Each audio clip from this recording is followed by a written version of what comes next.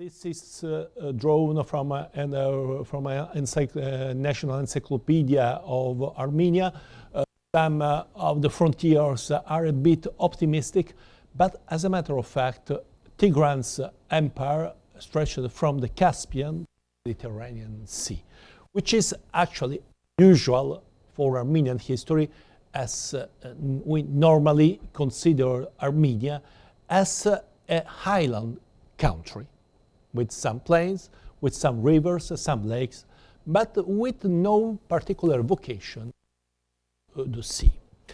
And now we have this interesting map. This is a map of Tigran's empire. It's a must in Armenian school manuals and atlases. And it may possibly be compared with the map of the Mediterranean in 107 AD, a must of Western textbooks. Rather interestingly, this map shows the largest expansion of the Roman provinces by the end of Trajan's reign, which incidentally, Greater Armenia lost its independence for a short period. In his attempt to demolish the founding myths of modern nations, the great British historian Eric J. Hobsbawm said that among the Armenians, to find an example of a fairly important kingdom, it was necessary to go until the 1st century BC. As a matter of fact, Tigran is still very popular and can eventually inspire not only patriotism, but also some business.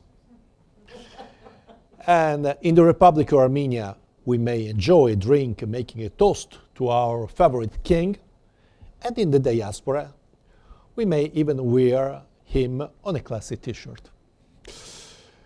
But if Tigran is an Armenian national hero, he is almost unknown, alas, in the rest of the world. And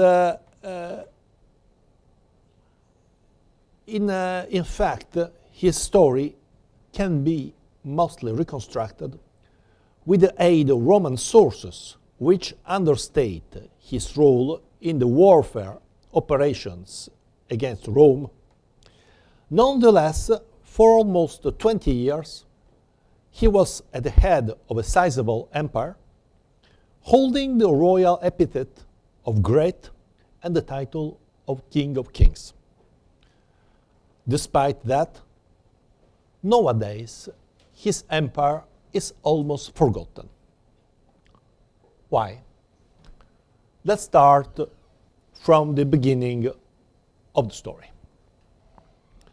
The Armenian Kingdom is one of the political consequences of the Treaty of Apamea, signed in 198 BC by the Romans and the Seleucid king Antiochus III.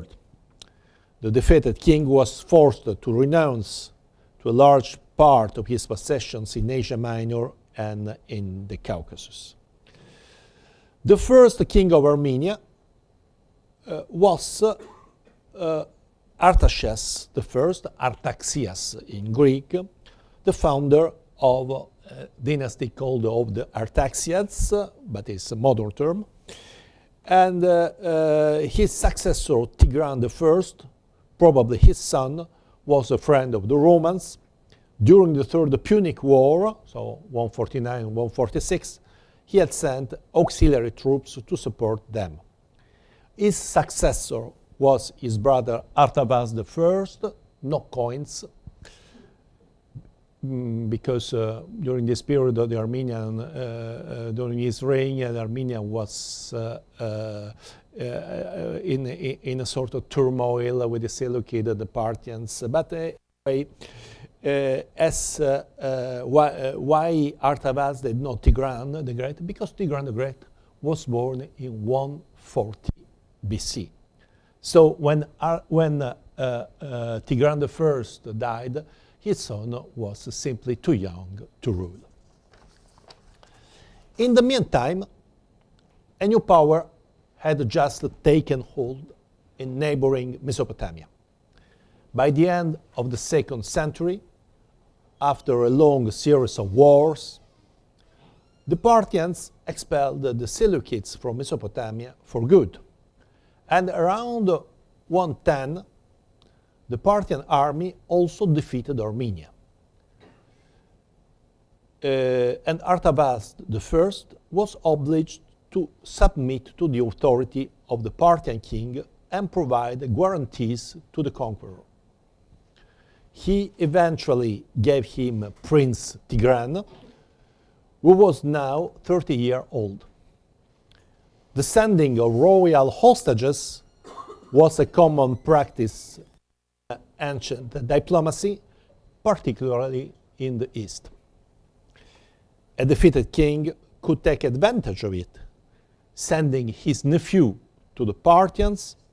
Artavasd eventually neutralized a potential rival, sending him to Mesopotamia, and as a matter of fact, Tigran lived in the region of Babylon, either in the larger Hellenized city of Seleucia, or possibly also the royal court of Ctesiphon. We don't know about that. As a token of the execution of the peace treaty between Parthia and Armenia, Tigran remained in Mesopotamia for 15 years. Possibly among his acquaintances there were also the priests of the famous temple of the Esagila, the temple of Marduk in Babylon. In fact, the astrological journals written on cuneiform tablets by the priest give evidence of the sojourn of the crown prince Mar Sharri of Armenia after 110. So this is not the good tablet, but I didn't find a good the real thing on the internet. I'm very sorry. But anyway, this is the text. This is the translation made by Mark Geller about the cuneiform evidence, giving some interesting accounts on Tigran himself. And usually, such kind of documents do not refer to regions outside Mesopotamia, a sign that the return of Tigran to Armenia was considered particularly worthy of mention. In his short biographical account of Tigran's rise and fall, the Greek author Strabo observes that the change of fortune experienced by Tigran were varied. In fact, the long ascent of this king is more than remarkable. The long years spent as a hostage, far away from Armenia, did not diminish his ambition. On the contrary, that his stay at the Parthian court eventually opened up new perspectives. As a matter of fact, as he finally ascended the Armenian throne in 95, Tigran was 45 years old. Needless to say, heroes are not necessarily young. Therefore, we regret to dismiss this modern iconography, somehow recalling the style of Frank Frazetta, as at first, but it's quite interesting because in the imaginary, especially for when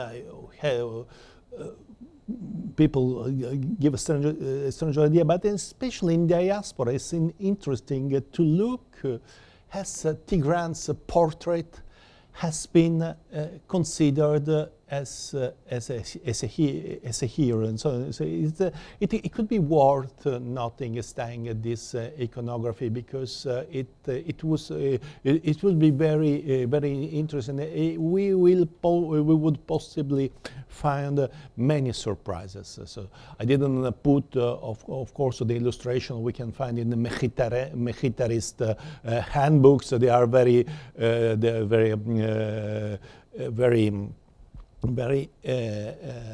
popular as well, but there is very much to be done about Tigran in art. You know, maybe your meloman will know that there is also opera by Vivaldi, Il Tigran, and so on, and there is still very much to be explored about it. But let's go back to what happened, in fact, after 95? At first, Tigran was obliged to give the Parthians some lands, and in the immediately following years, he made it clear that his projects did not jeopardize the alliance with the Parthians. On the other hand, he found a powerful ally in Asia Minor, in Mithridates VI, king of Pontus, or northern Cappadocia, because now is not fashionable anymore, speaking about Pontus, who was beginning his aggressive policy in Asia Minor against Rome. A dynastic marriage was sealed this pact. Tigran took as a wife Cleopatra, a daughter of Mithridates, and accordingly the Armenian king was eager to lead a series of military campaigns. Possibly Tigran was lucky enough to connect the beginning of his escalation with a major astronomical event. That is the passage of Halley's comet in the inner solar system, as this coin seems, I say seems, to attest. Such a sensitivity for astronomy, anyway, was not unusual in Asia Minor. Mithridates, his future father-in-law, exploited a similar phenomenon in the same way as early as 120, that is, at the beginning of his rule. It is then tempting to consider this coin as a piece of evidence of Tigran's propaganda, a sort of starting point of his adventure, but in fact the shape of the comet is less than clear, and in any case in the Iranian world comets were considered as bad omens. It is also tempting to suppose that the priests of the Esagila contributed to Tigran's education as a future king. Maybe this has anything to do with the so-called comet, but it could be possible. At any rate, Tigran soon started the hostilities against the Parthians, possibly around 85, before going westward to conquer several regions of the Eastern Mediterranean, eventually occupying the last relics of the Seleucid Empire, founding an ephemeral Armenian Empire, which included southern Cappadocia, Cilicia, northern Mesopotamia, and northern Syria. We cannot precisely date all the steps of this escalation, but the occupation of the relics of the Seleucid Empire seems to have taken place in 83.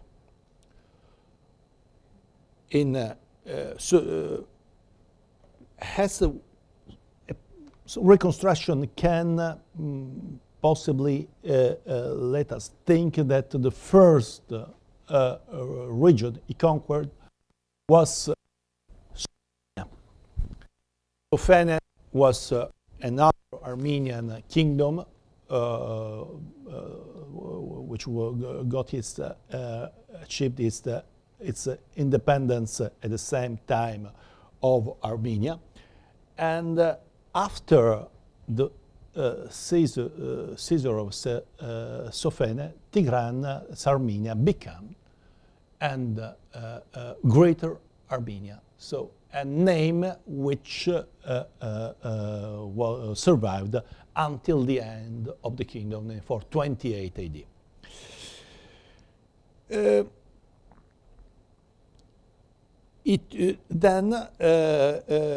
He seized several territories in eastern Anatolia at the expense of Rome's friendly kings.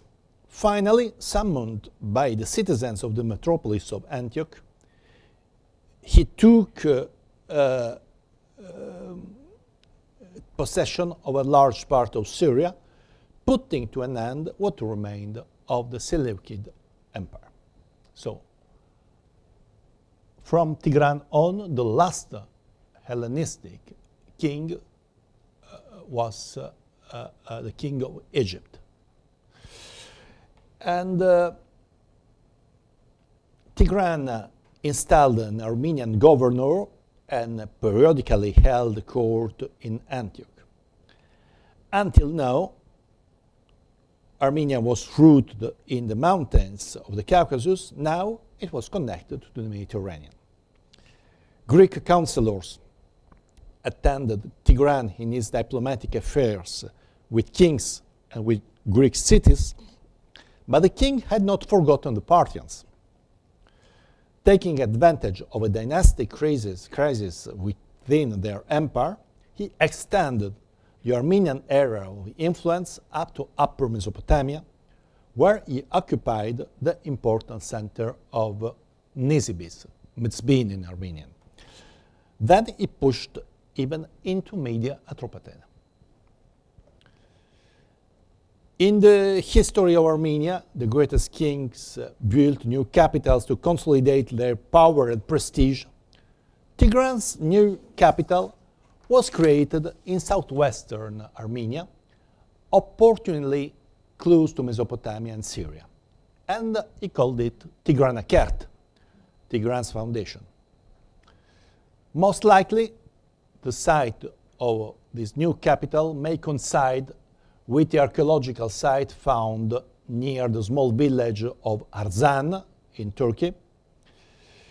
Tigranakert had buildings of Hellenistic style, like, for example, a great theater.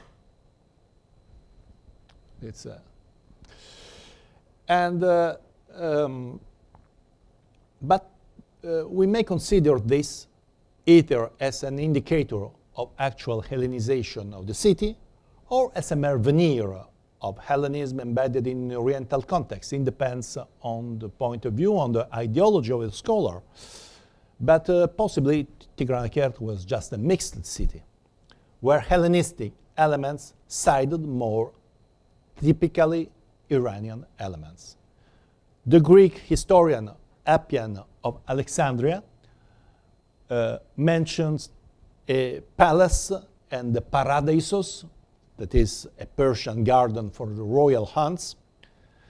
And so the text, if you cannot read,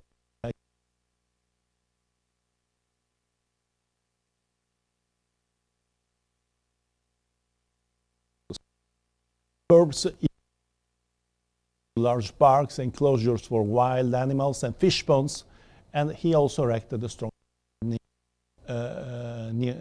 nearby.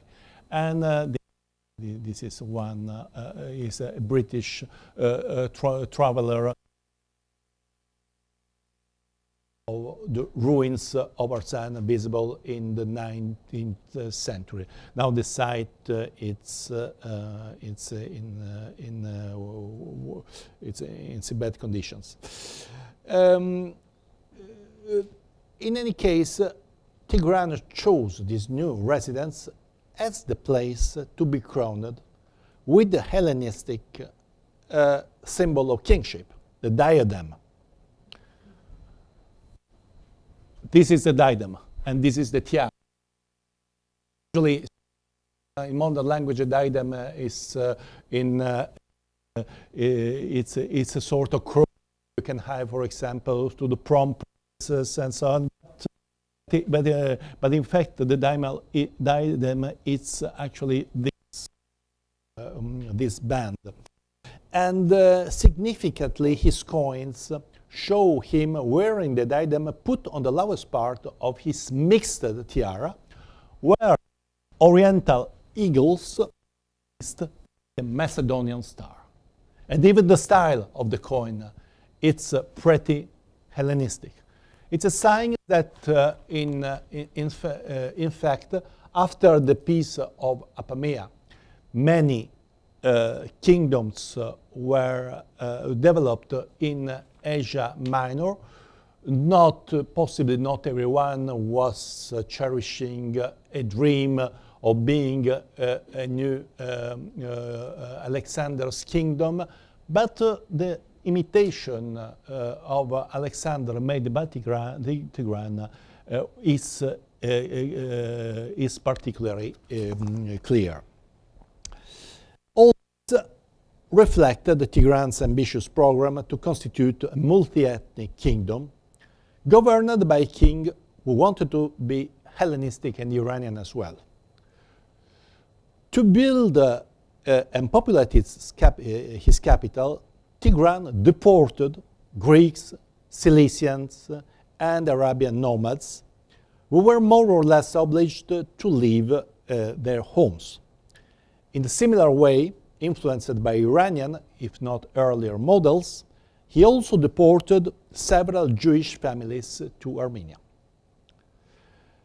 Accordingly, his capital was conceived as a bridge between the Caucasus and the Mediterranean, eager to receive traders and artisans. C'était une ville marchande. We have here a wonderful expert of the role of Greek cities in here, but this port of trade was not less interesting. It will be interesting to discuss with Professor Bresson about this. And but Tigran was not the only foundation of this king. There is another, there are different cities with the same names. It's not always easy to understand what happens. Tigran was not the only king with the name of Tigran as well. But there is another city located in Nagorno-Karabakh, or Artsakh if you prefer, and dating from the same period. Recently excavated by an Armenian archaeological team, who call it Tigranakert as well.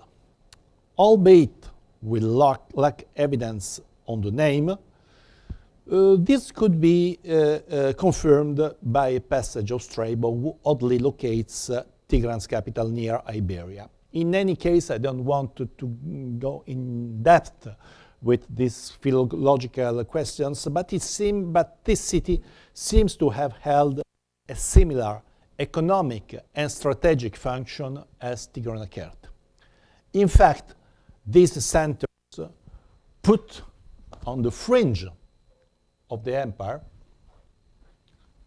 we have Tigranakert and were regulated international trade and controlled the movements of merchants and soldiers. Such a policy reveals an ambitious project. While the king consolidated his kingdom aiming at the creation of the trading network of cities located in strategic position on the border of his kingdom, this implied a radical reorganization of space. For the same reasons, the king could count on a composite army where traditional units of cavalry were sided by Macedonian-style hoplitic phalanges. This is cited by Plutarch, and then this reconstruction was made for a video game, but this is nonetheless good enough to give an idea of what Tigran's army looked like. And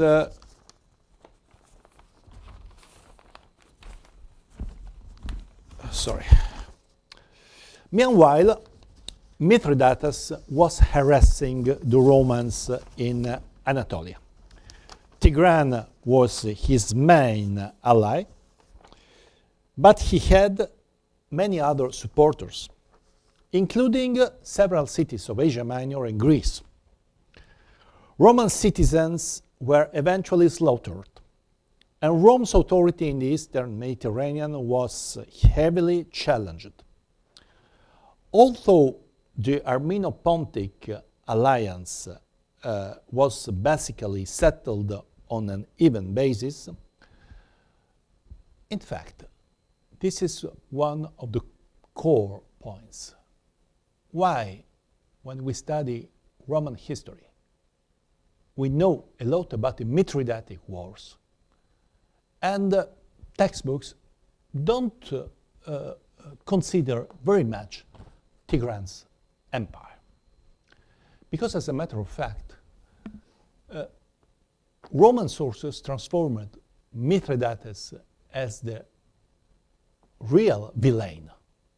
So the guy we love to hate, because he slaughtered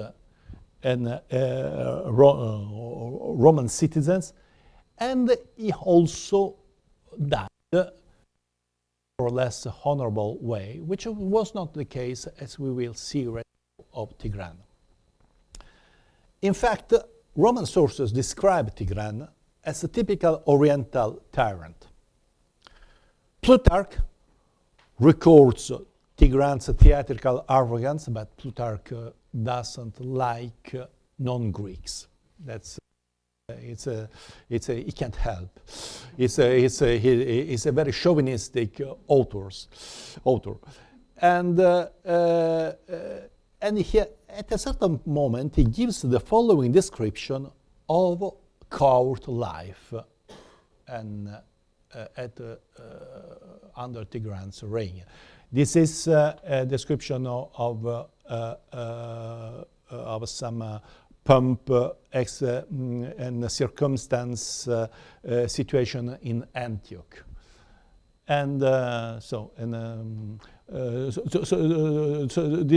this passage of Plutarch has been cited, it's been also depicted in some Italian engraving, possibly in, it seems, the 18th century, but anyway, it's better to put it on the t-shirt, it's less dull. And so Plutarch says, many were the kings who waited upon him, and 4, whom he always had about him like attendants or bodyguards, would run on foot by their master's side when he rode out, clad in short blouses, and when he sat transacting business, would stand by with their arms crossed. This attitude was thought to be the plainest confession of servitude, and as if they had sold their freedom and offered their persons to their master, disposed for suffering rather than for service. So it's typical Greek, of course, because it's in Oriental kingdoms there is everyone depends on the king, and the kings depend on a king of kings. So this has anything to do with servitude, but the real problem that the Persian term for slave, serf, bandak, it's not the same has not the same meaning of doulos, slave in Greek. So it's the relation of dependence is quite changed. But of course, Plutarch was writing when Trajan was preparing his invasion of Armenia and Parthia, and it was very important to explain that the Greek communities and Greek-speaking communities in the Parthian Empire were waiting for the liberators. I'm not sure the Jewish community were waiting for the Romans, but it is another story. And during the last phase of the Mithridatic Wars, started in 674, the Roman general Lucullus forced Mithridates to seek refuge in Armenia and urged Tigran to hand him his ally and stepfather. At his refusal, Lucullus attacked Armenia, and in 69, he achieved a first success near Tigranakert, where he massacred a large number of Armenian soldiers despite their overwhelming numerical superiority. Tigran's mistake was to make Macedonian-like phalanges, and the Macedonian phalanges doesn't always win against Roman legions. Later on, kings of Asia Minor decided to make their own legions, but Tigran was not possibly, had not the best counselors, because of course his fili were Greek. And then, with the aid of the Greek community, he entered the city, where he found a troupe of Greek actors who were eventually employed to celebrate Lucullus' victory in the theater. Afterwards, Tigranakert was destroyed, and his deported inhabitants were sent to their respective countries. When Strabo wrote his geography, in the first 2 decades of the 1st century AD, the city was reduced to a small village. This defeat provoked the defection of Tigran's allies, subsequently forcing him to abandon Syria and give up almost all his conquests. The citadel of Nisibis in Upper Mesopotamia was occupied despite the fierce resistance of the governor of the region, brother of Tigran's, and the following year, given near Artaxata, and the Romans decimated the aristocracy of the kingdom.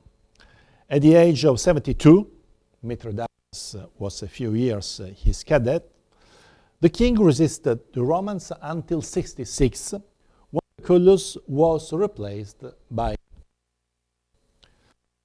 commander who had just defeated the pirates in the Mediterranean, was not only a great general, but also an exceptional diplomat.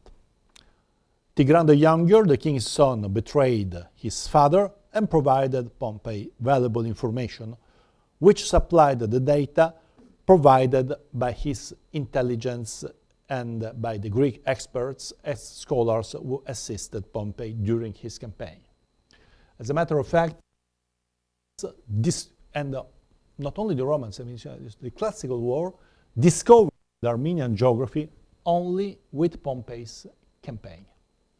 It is worth noting that before Pompey, the Romans had no idea of a river called Araxes. Better said, they thought that the Araxes was another river, as Herodotus says.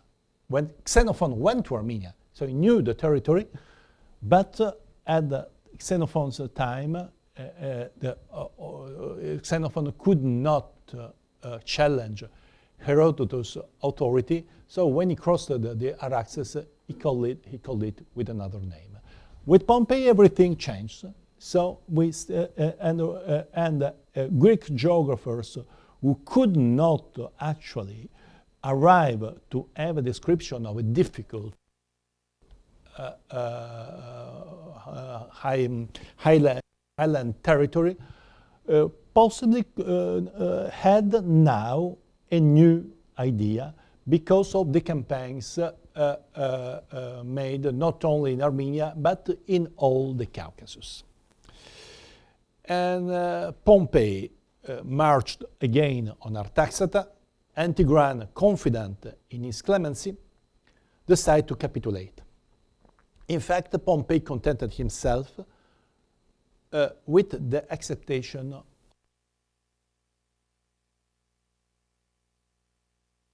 himself to pay an important tribute, but in return he saved his throne. In fact, Pompey did not listen to Tigran the Younger, who was willing to replace his father, and preferred to keep Tigran on the throne instead.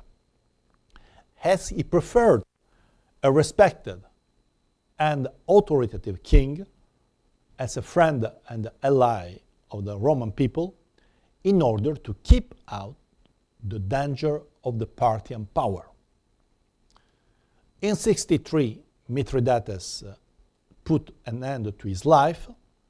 Tigran, his former ally, did not share his tragic end, but died around 55 at the venerable age of 85. And there is a little Greek work on the 2nd century AD, so it's the Macrovioi, so the long living people, and Tigran is filed among the exceptional characters who managed to live up to 85 and 90 and so on. And from now on, the borders of Greater Armenia were more or less fixed. Except for a few intervals, the kingdom remained independent until 428 AD. The memory of the greatness of Tigran is perpetuated in the epic histories sung by the Armenian bards, some traces of which may be detected in the History of Armenia, written in classical Armenian by Moses Khorenatsi. However, this author gives a blurred account, confounding the great king with an homonymous prince of the 6th century BC. And in fact, the history of Tigran's ephemeral empire was merely transmitted by his defeaters, the Romans, who gave him the features of an oriental opportunistic monarch. This may explain why Roman sources accord him a secondary role in the history of the so-called Mithridatic Wars, because with his fierce opposition, Mithridates had well deserved his black legend, whereas Tigran finally made a wiser decision, assuring the peace for his kingdom of submission.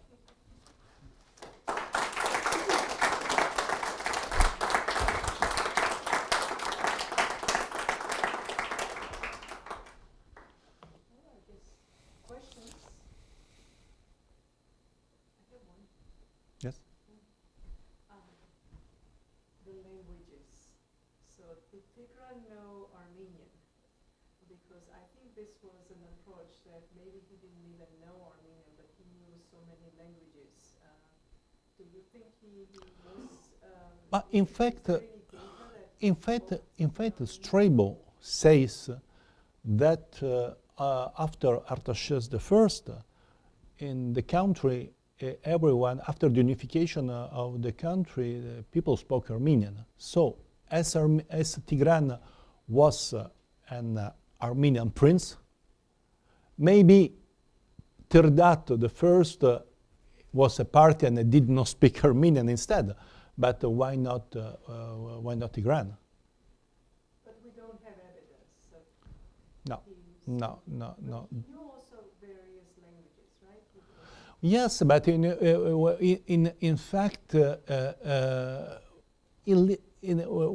one of this his good atu was his captivity in Parthia, because as he was in Parthia 15 years. The Parthian Empire was a very developed, cultivated empire with Greek cities, Jewish communities, and the rest of this Babylonian civilization. So he was able in 15 years to learn more than he could have learned if he stayed in his country. It is quite interesting because in some fact the Parthians created Tigran, and that may also explain why Armenia was the main ally of Mithridates and not, say, for example, Cappadocia. In the balance of power, all these petty kingdoms had problems, and the superpowers, so Romans from one side and Parthians on the other side, could take advantage of this. But Tigran knew better. Yes? In the slide where you were talking about his armies, you said it was from a video game, so I understand it may not be very historical. No. It's a good. It's a good reconstruction. Now, video gamers can be better than academic historians sometimes. So I wanted to ask, since you brought the slide up, that central figure there seems to be in a war chariot, but you call that a cavalry. The archer seems to be in a chariot, but you call this a cavalry. Where do you see the chariot? The front horse? What's behind it? Or is he on a horse? No, it's a horse. I was going to ask the islands of Armenia. But I don't know what happens when the Assyrians invaded Urartu. Were they coming with chariots? Well, the Hittites had the chariots in all of those mountains, so they could handle it. Yes. Well, the chariotry is especially important in the late Bronze Age, not so much in the early Iron Age. Where the king has this depiction of the king on the chariot where he's shooting arrows, but mostly the Assyrian army was cavalry and infantry. Yes. Not so much chariotry is something that is a deal with the late Bronze Age. But what is interesting is Plutarch, when he describes the battle of Tigranakert, explains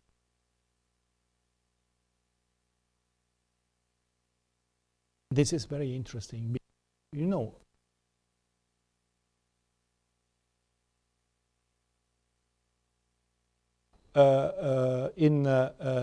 for example, the Seleucids, one of the causes of the fall of the Seleucid Empire is that they did not give too much space to the Iranian subjects. So the Seleucid army was basically an Macedonian-based army, even though they could take advantage of mercenary troops, and but it was still considered as marginal. On the other hand, the Iranian, in the countries of Iranian tradition, the armies are the mirror of the society. Now we have the cataphracts, who are the most noble families. The mounted light archers, who represent the Azat, so the other aristocratic families, and then we have infantry, which is more or less made by peasants or slaves, and so on. And here you have both, because Tigran was ruling a multi-ethnic kingdom, so there was the core of Armenian aristocracy, of course, but on the other hand, he had also cities and other countries. It is quite interesting because it's the iconography we find in his coins. It's gives a lot of messages. Because and in fact, if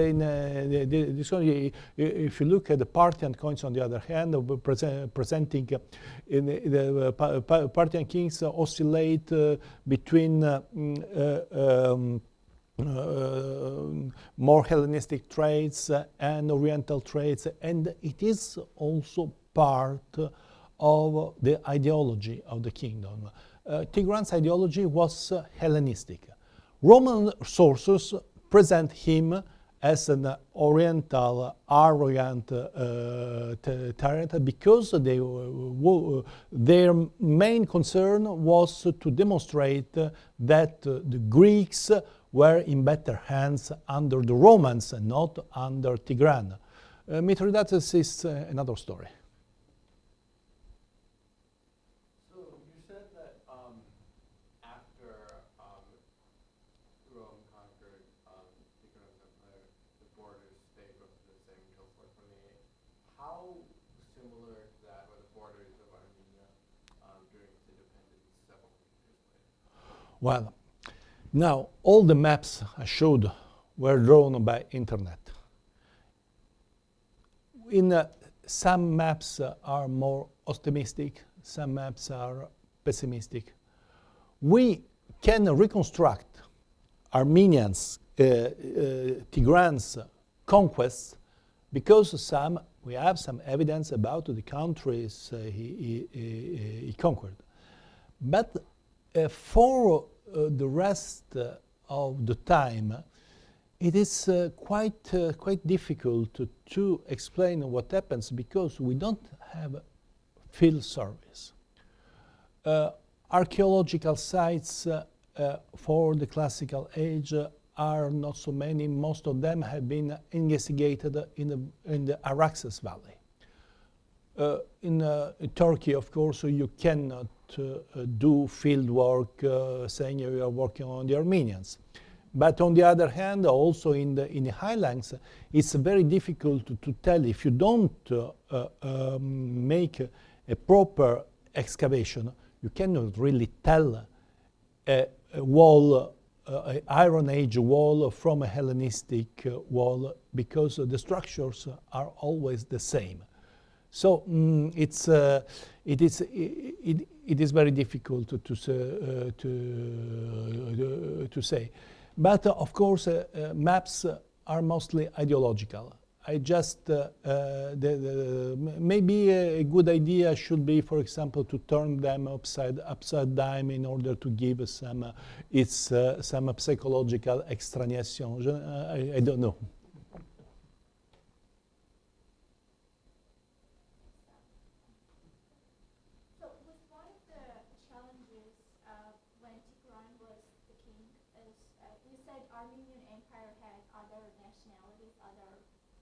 Yes, of course. Right. So being able to get along with others, like if you're Muslim or if you're Jewish, if you're Christian. Muslim? No, not Muslims. So. I'm sorry, I'm not. But yeah, so one of the challenges was to be able to. No. You're using modern categories.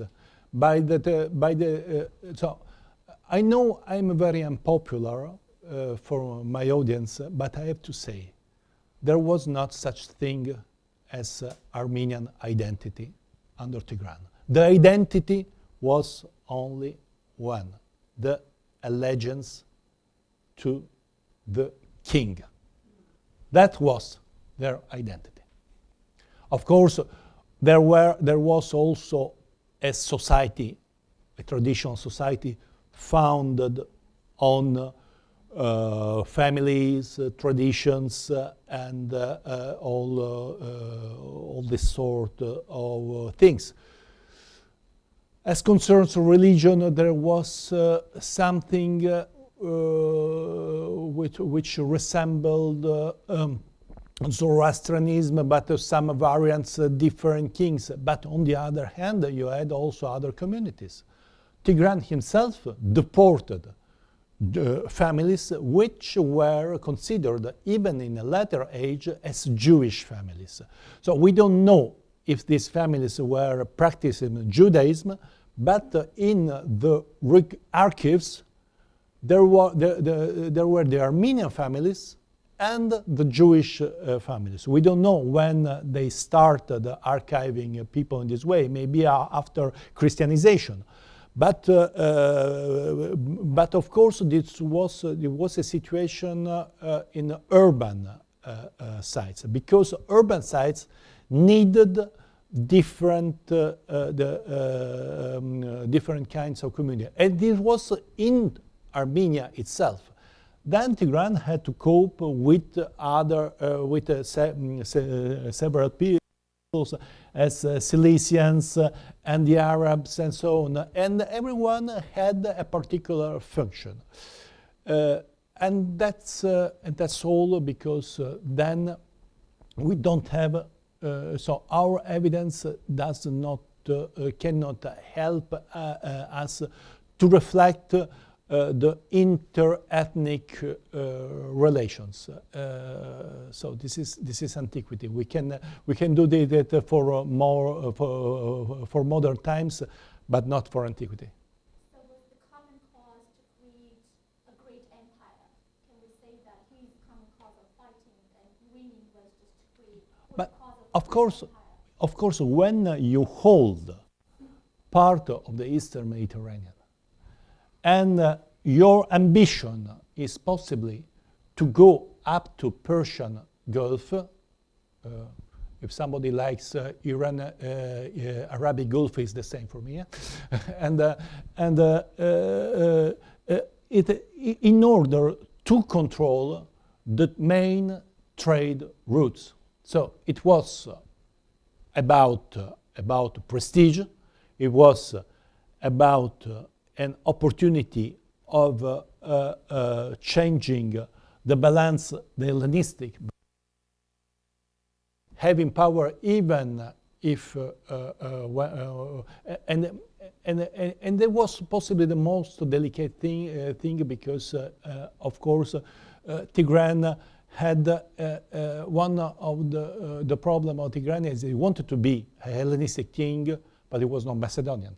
So, but there is a period of transformation, and the alliance with Mithridates seemed to work, especially because Rome was in a crisis. So it is interesting to understand why the Tigran's empire rose and why it fell. And it is quite interesting. Some empires can, in Hellenistic history, some empires can fall just by accident because a king was slain in battle. But it was not the case. It was not the case. The case, the real problem is that when the Romans could gather up a large army, the Roman military skill was stronger. That's it. Yes? Can you talk a little bit about the governance of this kingdom, the structural governance? Well, we know about one of the governors. It was the governor of Syria.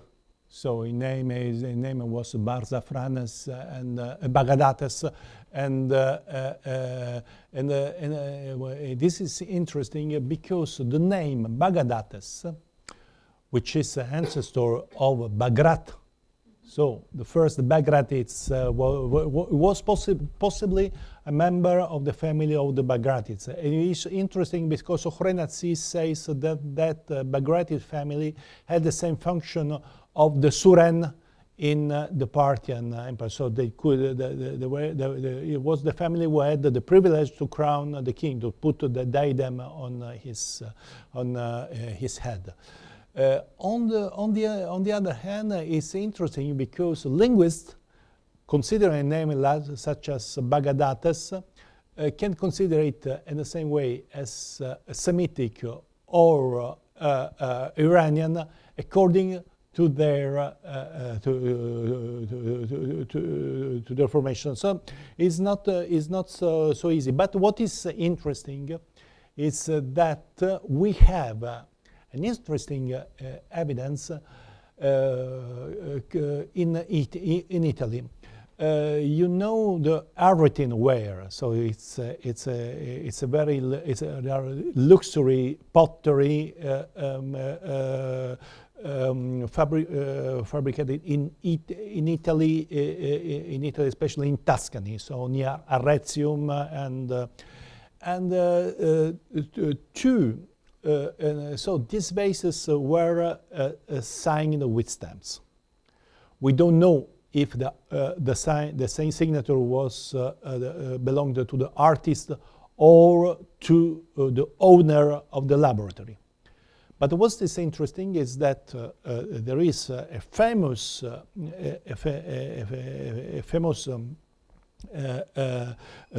pottery kiln owned by some Marcus Perennius, which was afterwards signed by two characters called Marcus Perennius Bargates and Marcus Perennius Tigranus.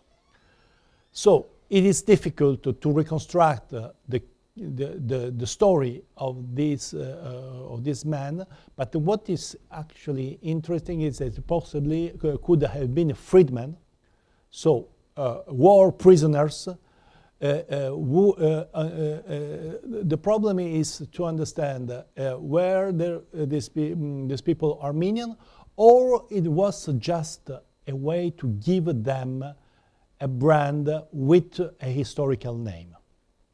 And the fact that the name are Tigranus and Bargates seems to hint at the situation under Tigran. But maybe I'm going too far with hypothesis. Thank you for your talk. You quoted Strabo quite a few times, and of course Strabo will be a really important source since he's from Pontus and just one generation after Tigran. But I'm wondering, since when Strabo kind of talks about Pontus specifically, he really makes sure to say that his family was pro-Roman and part of the Mithridatic, and he really separates himself from Mithridates. I'm wondering what you think, how Strabo should be used for Armenia, and what kind of maybe pitfalls there are as a source, especially since it's one of the best sources. You know, we only have Strabo's geography. Yeah. Strabo also wrote a more important historical work where he narrated at length all the history of these countries. We know that he was speaking about the Tigran also because Strabo is cited as a straight by Flavius Josephus. And the real problem is that as a historian, Strabo could use other earlier historians like Posidonius, for example, who was a friend of Pompey. But as for geography, the situation is different because his description of Armenia shows very clearly that Strabo never set foot in Armenia. So Pontus is not very far from Armenia, but he just he possibly was not interested in it, and that this is very frustrating because on one hand Strabo is one of the best sources we have about the situation of Armenia in this period. But on the other hand, we understand very well that he was trying to put together information he had from other historians, but not from other kinds of witnesses and even Armenian natives living in Asia Minor or so on. But it's difficult to understand. He was for the beginning of the kingdom. He was clearly using Polybius, but we don't know. We don't know, and we don't have Polybius. So if we had Polybius, we would better understand what happened at the beginning of the kingdom of Armenia. The situation was very fluid until Tigran. Follow-up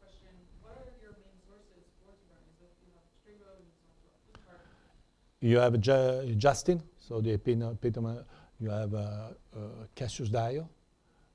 You have Plutarch, of course, and Florus, and also some later sources. So several indications. Of course, you also have Moses Khorenatsi. Moses Khorenatsi is a riddle because he mixes together several traditions, telescoping reigns and kings and so on, and sometimes using classical sources like Flavius Josephus, just in order to say that Tigran defeated the Roman during Crassus Gabinius' campaign. With I really can so sometimes it's very unbelievable. I like very much Moses Khorenatsi, but sometimes it's very difficult to defend him against the mainstream Armenian studies. Yes, oui. Yes, thank you. You showed beautifully that in fact Tigran was a great Hellenistic ruler, just like Epictetus. Yes. I'd like about the regarding the question of the sources.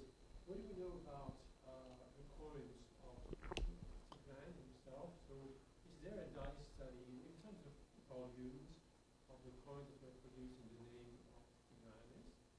And my second question about, because you always forced me to ask this question, what about the archaeology of the two Tigran of that time? So, what do we know about their trade, about their life?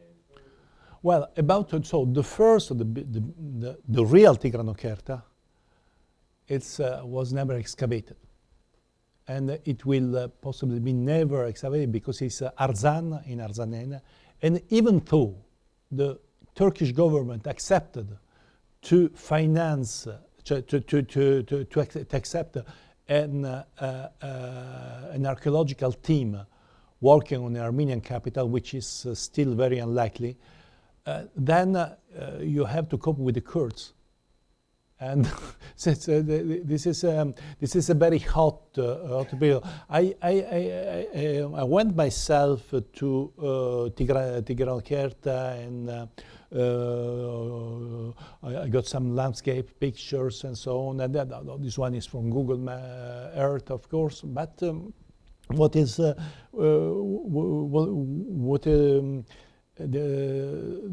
real problem of this site is that we still don't know if it was the real Tigranokerta, because there are other identifications. But I'm mostly sure it was this one. As concerned the other Tigranokerta in Karabakh, it has been excavated, but it has been excavated by Armenian archaeologists. So Armenian archaeologists like very much to clean the walls in order to understand the architecture, but they are not very fond of pottery and material culture. So I still wait for an inscription. Who knows?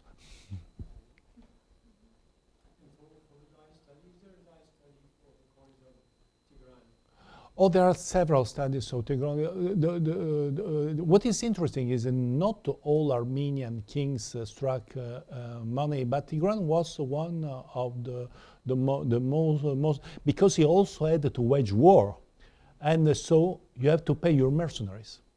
That's why we found so many coins of Tigran, of several. Then we have a problem because, of course, with literature, at a certain moment, Tigran is called the King of Kings. But what's the date of this money? We usually think that Tigran began King of Kings about 83, when Mithridates II of Parthia died. Others think that it's a later title. So, you know, unfortunately, we don't have so many literary sources and nor epigraphic sources. Then we have to rely to numismats, and the numismats can be very can display a lot of fantasy in their chronological reconstructions.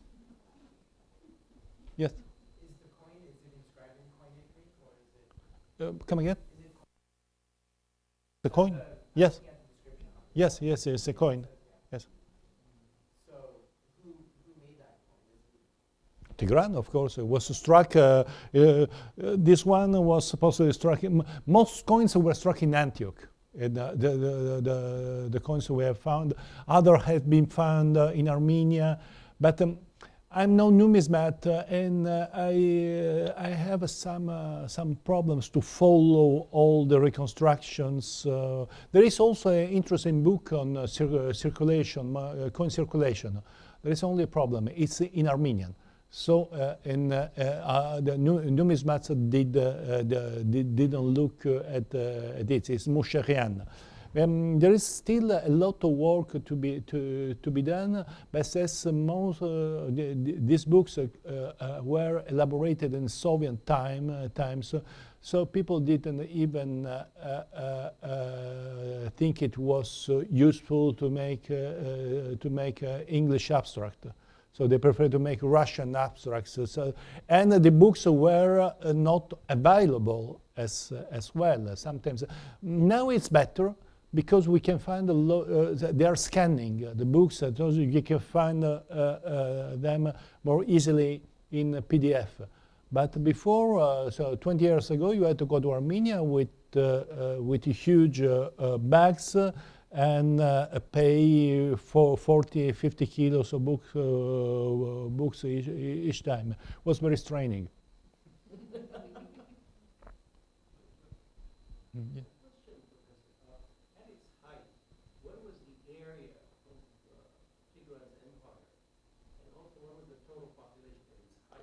Oh well, total population. I quit because I don't believe in ancient demography. I'm sorry, Alain, but I'm a very primitivist on this point of view. But it is interesting that I found in popular literature the earliest witnesses, some articles written in 1922, hinting at saying that the population of Tigran's empire was 30 million people. Well, so when you think how many people composed the Roman Empire, maybe 100 million, so you think it's very difficult. But it's, I was frequently asked these questions, was still popular in popular books, and I should have to make some research in order to understand when this was written, by which erudite in the 19th century. But you know, there are some legends which are spreading from a publication to another one, especially when you have a popular literature, a popular history. On the right side of the coin, you may have the King of Kings, Tigran, but what's the image in the middle? The image in the middle should be some possibly victory with a palm or a tuche. It's possibly a tuche. So tuche, it's a personification of a city. It means the good luck, the good luck of the city. That could be a tuche, and underneath you have the river. So if it's, I'm not so sure, because I always take from internet this popular thing, but it was struck in Antioch's mint. So in this case, the river could be the Orontes, otherwise could be the Araxes.